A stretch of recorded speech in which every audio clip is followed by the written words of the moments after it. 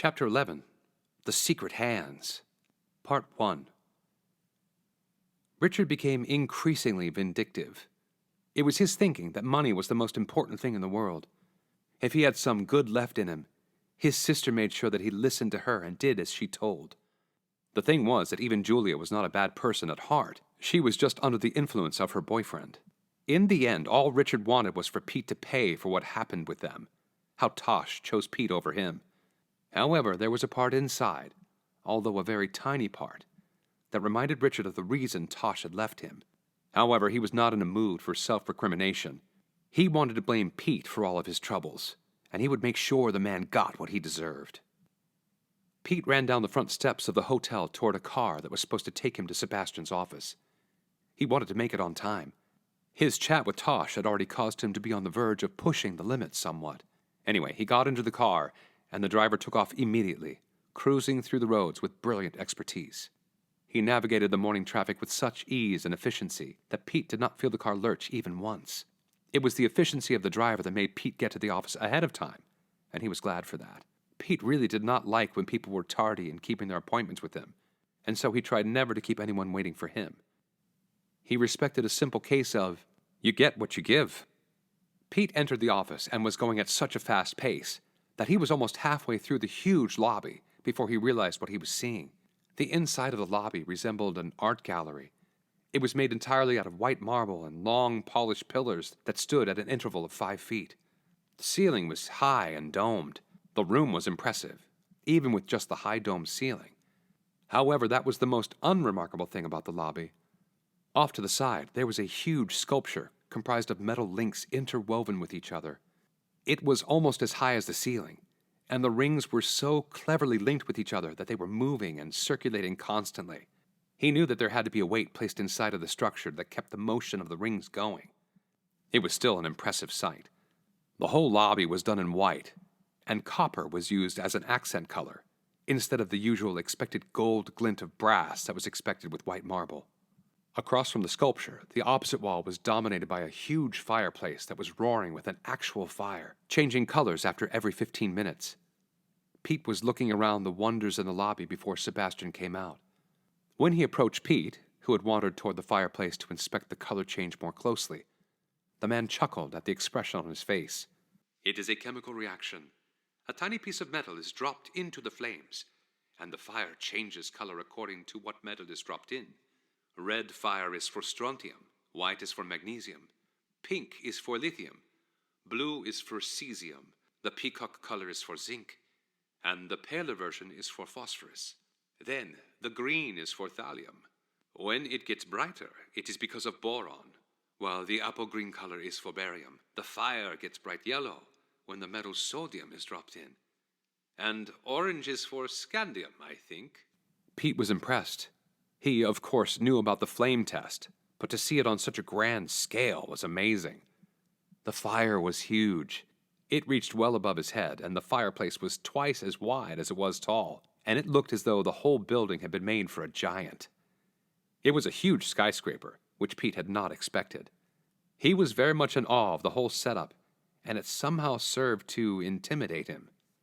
When Pete first heard Sebastian propose the deal to him, he had just thought that Sebastian was another guy who wanted him to use his expertise in making him rich, just like the Chinese. Even though it might be true that getting rich was the main motivation Sebastian had, it was by no means the only reason.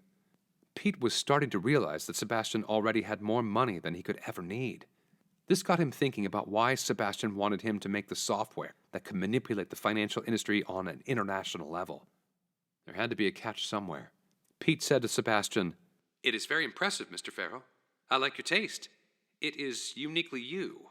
"Thank you, Pete. I want you to start getting a taste for the finer things in life. You are very soon going to be living it." Pete gave an awkward laugh at this, since he was not sure what he was supposed to say to this. He was not sure that he was going to be thanking Sebastian any time soon. It didn't seem right then. There was something that was holding Pete back. It might just be the thought that I never thought this kind of life was possible, Pete thought to himself. The thing was that even though Pete was not an idiot and knew that there were people in the world who were rich beyond his wildest imagination, he just never thought he was going to be able to meet people who were in that position and that they would be standing in front of him, telling him that he might also become one of them. This lavishness just seemed wasteful to him. He was someone who had to resort to hacking to supplement his income and live a life of normal ease, to purchase things that seemed necessary. He could never see himself building a giant fireplace and dropping hundreds of thousands of dollars worth of metal into it just so he could have a spectacular light show. While Pete was thinking about all of this, Sebastian had already moved on and was now looking over his shoulder at Pete, who hadn't moved. Come on now, Pete. I will give you a tour of the building and show you the office where you'll be working. The team is also eager to meet the infamous Pete. Sebastian then approached the wall that was just opposite the entrance of the building, adjacent to the wall that housed the massive fireplace. This confused Pete even more than he already was at that moment. He thought they were going to take the elevator, but there were no elevator doors on that wall. Then he thought that they might be taking the stairs, as Sebastian looked to be health conscious. Maybe he was one of those guys who took out the elevators from his office building and forced people to walk up floors, just so they could have a workout as well. How can that be?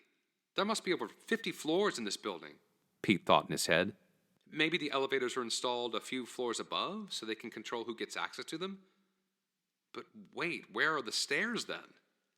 Pete's mind was buzzing with these questions as they approached the only wall that was unadorned in the lobby. However, as soon as they got to it, the marble wall began to move, and it revealed itself to be an elevator door. It was only then Pete noticed that the veins in the marble were strategically placed so that they gave the illusion that the wall was smooth, when in reality, it was a network of elevator doors placed at equal distances from each other through the entire length of the wall. As soon as Pete realized this, a soft, "Wow," escaped through his open mouth. His mouth opened further when he saw the inside of the elevator. The elevator was the largest he had ever seen. It was almost half the size of his college dorm room. It had room for about 10 to 20 people. Sebastian looked at him from the corner of his eyes, and there was a smirk on his face. Looking straight ahead, Sebastian said, "This was a little side art project of mine. This is what I do when I need a little break. I design. It looks amazing, from the illusion of a straight wall to the impact of such huge elevators once the door opens up. I am floored, Mr. Farrow," Pete said with genuine awe in his voice. He was starting to appreciate Sebastian's taste a lot. Even though they still seemed wasteful to him, he could understand the passion and the will for perfection which had motivated the millionaire. It was what had driven him to become such a legend in his chosen field. It was just that misfortune had struck him before he even started reaching his potential, let alone reaching the height of what he was capable of achieving. Pete was now starting to think that he was going to give his 100% effort to Sebastian's request, because this might be the opportunity he had been looking for to make everything work out after Richard had so thoughtlessly betrayed him. The rest of the tour went pretty much the same way. After some time, he had to clench his teeth because his mouth was permanently starting to hang open at every floor he saw. The cafeteria was like a 5-star hotel. There was an Olympic-sized swimming pool and racquetball court inside of the building, and a full-size basketball and tennis courts on the building roof, and an indoor gym that spanned an entire floor. One floor was dedicated to an in-house library, which was larger than any other library he had seen. Then there were the actual offices, which were also a world in themselves. Each office floor was different. Some were open spaces with couches and beanbag chairs that had a scattering of whiteboards, and people were lounging around talking to themselves, discussing their projects in detail. It was all very studious and relaxing at the same time. Then they went on to the floor above that, which housed all the executive offices, decorated with plush carpeting and expensive-looking furniture. It was a maze of corridors on that floor, because each office was walled. They also met a couple of executives, either requesting their presence outside in the hallway or knocking on their office door and entering. Each executive office commanded breathtaking views of the city or the view of the Hudson River, and somehow they had 3 monitors on their desk with Bloomberg keyboards, except for the guys on the heavily secure trading floor, where they had 4 or 5 monitors with live market data streaming across the screen. To access the trading floor, there was a glass man-trap mechanics with biometric scanners for handprint and retina recognition. There are a couple more rooms above us. Your secretary will show you our residential suites. You have been assigned one, and you can go off-site to the hotel room if you like, which will be at your service till you find an apartment in the city. I keep the residential suites here for my employees to crash when they are working on important projects and stay overnight. They can then take an elevator up and book one of the rooms as long as they are available. Some even prefer to live here. I just like to keep things clean and do not like my employees sleeping on uncomfortable couches when they are being dedicated and working hard on projects for me. I take care of my people. Sebastian continued to lead Pete down the last corridor, only stopping in front of a door. When Sebastian opened the door, he said in a flourish, "This is your personal office. Through that door are your team and workstation. Everything has been set up, and you will now be meeting them, so get ready." Sebastian opened one of the doors on the far end of the office. As Pete entered the office, he saw a team of 5 people who had all been chatting among themselves. There was a girl who was standing off to the side, where there was a table that had been set up with refreshments. There was also an espresso machine. As they entered, the girl moved away from the table and came to greet them. "Good morning, Mr. Farrow," she said in a clipped voice. Then turning to Pete, she said, "My name is Janet, and I will be your secretary. If you need anything, I am in the office next door.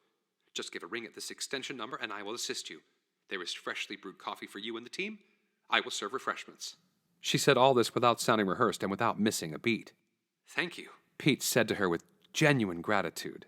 He was feeling out of his depth. Then he was introduced to his team, and he immediately fell into the role of the leader he was. This was something he understood quickly and was good at. This was his turf, and no one could knock him around here. He knew what he was talking about, and for him, there were no surprises. After spending the whole morning as though he was in a dream, he finally felt like he had found his footing. He was soon absorbed in deep discussion with all the team members. He did not notice Sebastian standing off to one side, sipping his espresso, and looking at him intently, with a wry smile on his face. Sebastian knew what it felt like to be flung out of your comfort zone and into the unknown. He knew what it felt like, and it was his forte adapting to the unknown. He was just hoping that Pete was a quick learner and knew how to adapt himself.